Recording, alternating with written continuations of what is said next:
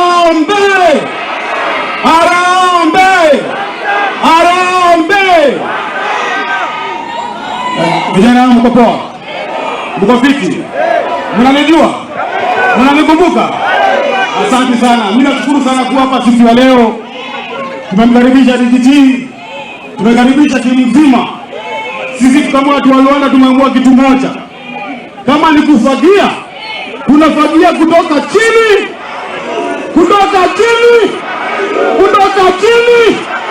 Unajua huyo Kasongo alikuja hapa pia kadanganya watu wetu wakatuibia watu.